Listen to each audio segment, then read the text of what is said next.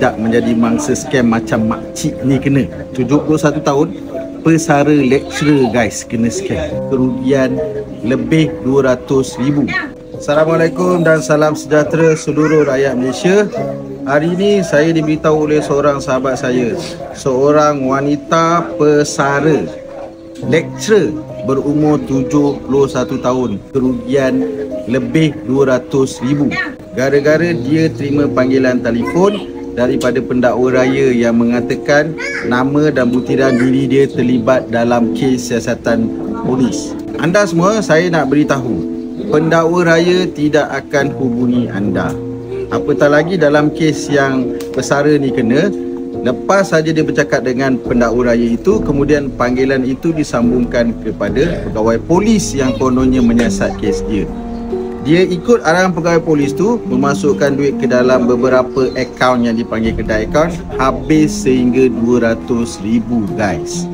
Untuk anda semua, tolonglah nasihat ibu bapa anda, orang-orang tua anda, bagi tahu pada diorang, kalau terima panggilan telefon daripada pendakwa raya ataupun polis, please check dulu, semak dulu. Dan saya nak bagi tahu, nak tahu dia scam, senang je. Kalau kau terima call daripada pendakwa raya, itu scam. Sebab pendakwa raya takkan call kau. Pendakwa raya tidak akan hubungi anda untuk siasatan.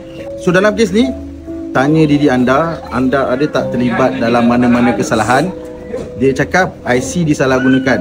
Kau pergi cek dalam beg duit kau, IC kau ada lagi tak kat situ? Kalau ada, maknanya panggilan tadi tu memang tak ada kena-mengena dengan kau. Rahmat dah ajar banyak kali, kalau terima panggilan telefon yang tak ada kena-mengena, tak ada kena-mengena lah, macam pesara tadi, apatah lagi diarahkan untuk buat bayaran. Apa hal dia nak kena bayar pula?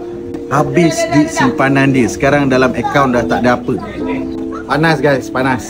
Kat Felda air tawar 5 Kota Tinggi, panas sekarang ni guys. Nak beraya. Lagi panas dengar cerita makcik yang kena scam tadi tu.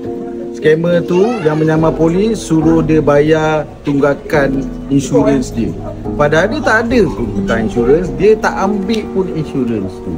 Yang makcik ni bayar kenapa lah agaknya That's why tuan-tuan dan puan-puan, Rahmat dah pesan, kalau terima call, terima apa-apa saja call yang dia dakwa, dia kata apa-apa saja yang tak ada kena-mengena, yang memang tak ada kena-mengena, yang memang anda tak tahu, anda tak terlibat, jangan respon, jangan layan.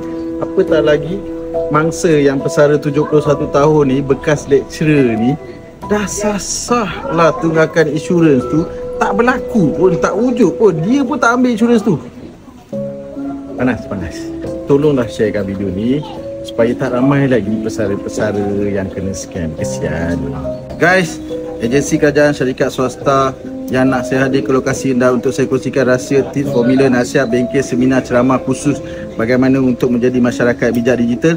Nak saya ajar tentang keselamatan digital, tak nak jadi mangsa scam, panggil saya. Tak nak kena scam, dengar cakap Rahmat Fitri Abdullah.